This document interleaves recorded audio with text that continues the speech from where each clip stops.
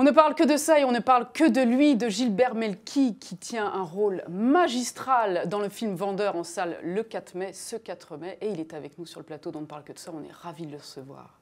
Bonjour Gilbert Melki. Bonjour. Merci d'être ici avec nous. Merci à vous de me recevoir. Alors votre rôle dans ce long métrage, qui est le premier long métrage réalisé par Sylvain Desclous, est tellement fort qu'on parle déjà de vous pour les Césars 2017. Alors certes, l'échéance c'est un peu lointaine, mais qu'on y fasse référence déjà, c'est assez fort, non? C'est pas anodin. Écoutez, alors vraiment, je m'en rends pas compte. Hein. Mais écoutez, je sais que ce rôle avait un potentiel à la lecture de Dingo. Et voilà. Qu'est-ce que ça vous inspire qu'on parle de vous d'ores et déjà dans ces termes-là, en disant « quel rôle magnifique ». Ah, mais moi, ça m'inspire... bon, c'est bien évidemment, c'est flatteur, etc. Mais je reste quand même... J'ai la tête froide, je ne sais pas. Je n'en sais rien, je veux dire.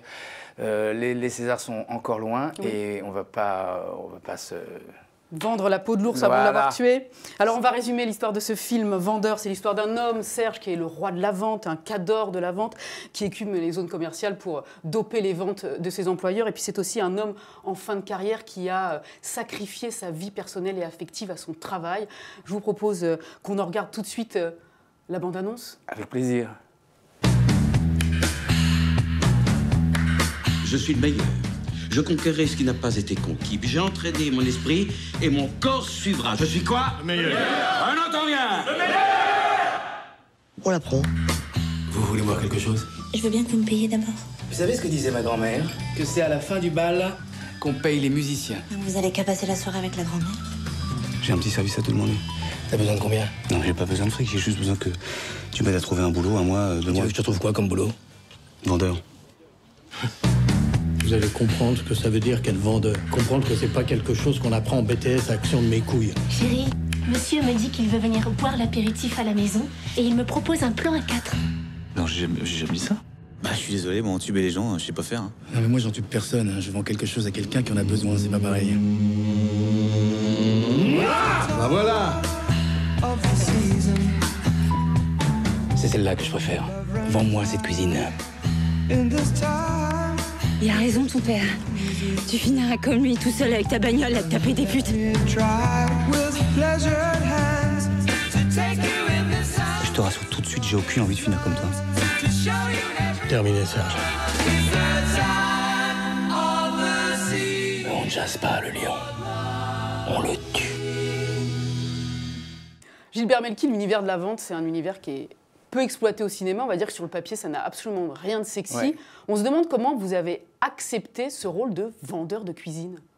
Bah, j'ai accepté ce rôle parce que ce rôle avait un potentiel absolument énorme au cinéma. Enfin, j'ai trouvé qu'il y avait un personnage de cinéma à faire, à jouer. Et avec Sylvain Desclous, le metteur en scène, on s'est dit qu'est-ce qu'on veut voir, quel film t'aimerais voir au cinéma sur cet univers-là. Et on s'est dit, bah voilà, le type est un type un peu qui vit encore un peu dans les fin des années 80, début des années 90, il est resté un peu avec sa voiture, sa vieille BM, etc. On a trouvé les petites lunettes un petit peu ringounées comme ça, qui sont... et voilà, c'est quelqu'un qui arrive en... Ça fait 25 ans, 30 ans qu'il fait ça. Et il arrive en fin de parcours. Et son fils va arriver parce qu'il a des soucis avec son restaurant où il a fait faillite. Et il va lui demander une place de vendeur. Et lui, il n'est pas tellement chaud pour accepter tout ça. Donc, mon personnage va l'aider, va l'éduquer, va lui expliquer comment on est un bon vendeur.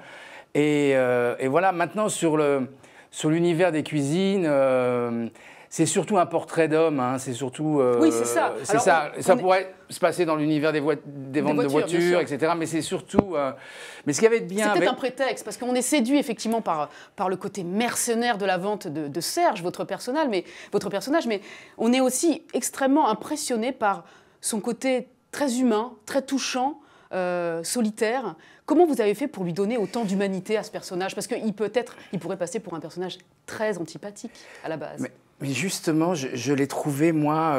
c'est vrai qu'au début du film, on le voit hableur comme ça, qui vend des cuisines, voilà, qui est avec sa voiture, avec ses fringues, il se la joue un peu, tout ça, etc. Mais ce qui me plaisait dans le personnage, c'était surtout, à un moment donné, il va voir son fils devenir un bon vendeur. Voilà, il va devenir un bon vendeur. Et tout d'un coup, il va se dire, je n'ai pas envie que mon fils fasse ce métier. Je ne sais pas dans la vie, je ne sais pas des pères, je ne sais pas dans la vie, on se dit des fois, non, tu n'es pas fait pour ça. Je ne veux pas que tu fasses ce métier-là. C'est un métier trop dur, c'est un métier destructeur. Je ne veux absolument pas que tu fasses ce métier-là. Donc, il va se voir dans le miroir de son fils, il va penser à sa vie, à sa vie passée, c'est-à-dire qu'on peut dire caché, oui, voilà, et puis on peut dire qu'il s'est fait larguer par sa femme, son fils en bas âge, etc. Et puis même pour surmonter son quotidien, c'est l'alcool, c'est la cocaïne, c'est le sexe tarifé, c'est assez glauque. Oui, c'est-à-dire qu'il a une vie très, une misère sexuelle, une vie triste, c'est-à-dire qu'il arrive à son travail, il vend, il est content, etc.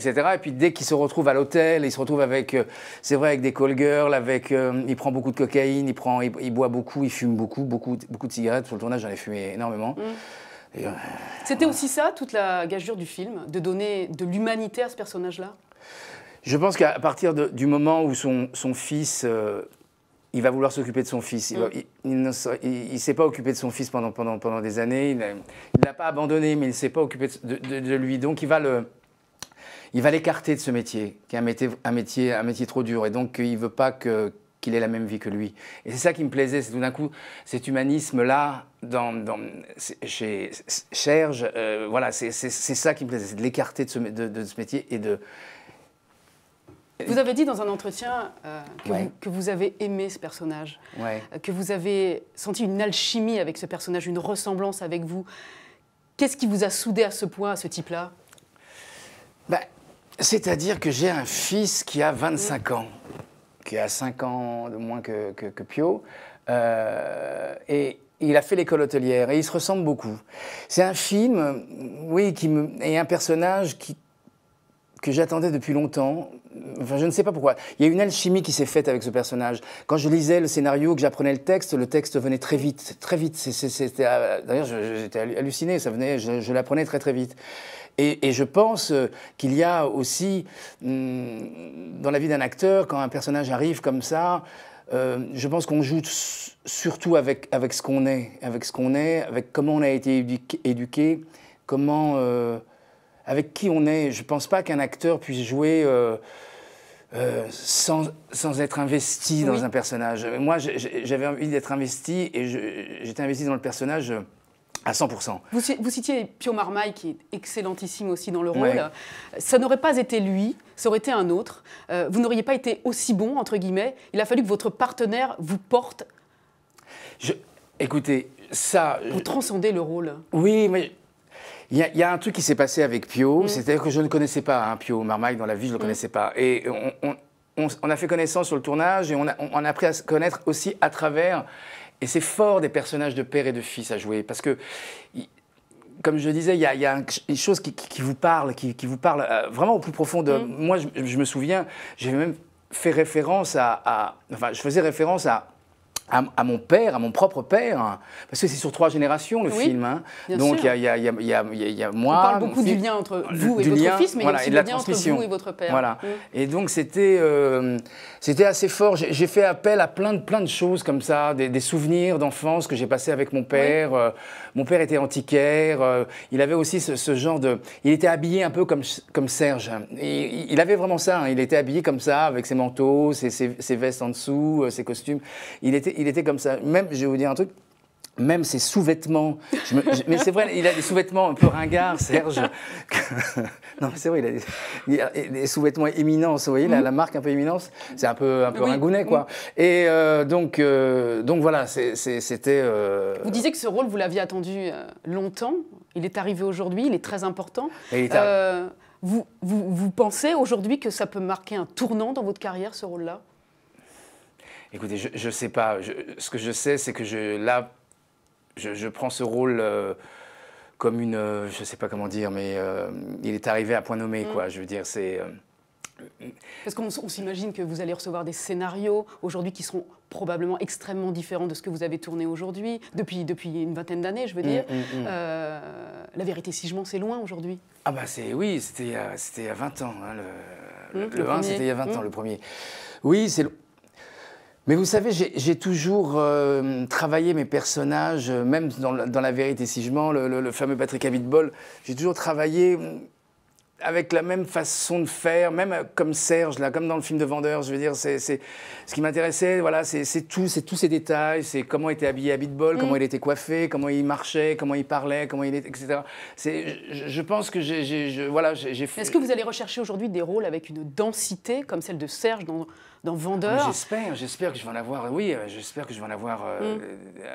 parce qu'après, quand vous avez un rôle avec une telle densité, c'est vrai que vous regardez après ce qui arrive. Si c'est moins dense, vous vous ennuyez un petit peu. C'est ça qui va être compliqué. Je sais pas.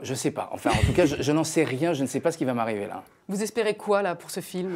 J'espère que le public fonctionne. J'espère que le public aille à voir ce film. C'est un film, comment dire, nouveau, original. J'aime bien toute la musique, Ming DeVille, les Zombies, voilà. Fred Buscalione, qui est ce chanteur italien qui est le père de Paolo Conte. On va dire que c'est un chanteur des années 50, 60. J'espère que ça va séduire le public. Vraiment. Vraiment. Eh ben, on vous le souhaite en tout cas. Pour avoir énormément aimé le film, je souhaite qu'il marche. Et je vous souhaite tout le bonheur du monde. Merci Gilbert Melki pour cet entretien. Merci. On le rappelle, Vendeur, premier long métrage de Sylvain Desclous, sort en salle ce mercredi 4 mai avec Pio Marmaille et Sarah Giraudot, magnifiques tous les deux, et tous les seconds rôles d'ailleurs sont Pascal aussi Elzo, Clémentine Poidat. Non, c'est un film, comme vous me disiez tout à l'heure, si ça n'avait pas été Pio Marmaille, c'est Pio Marmaille. C'est-à-dire que même les techniciens, on a fait ce film, on l'a sorti de terre, on était vachement solidaires tous. Et on a créé ce film tous ensemble, en fait. Mais c'est vrai, hein. Et ça se sent. On l'a fait ensemble. Merci beaucoup encore. Merci à bientôt. Au revoir.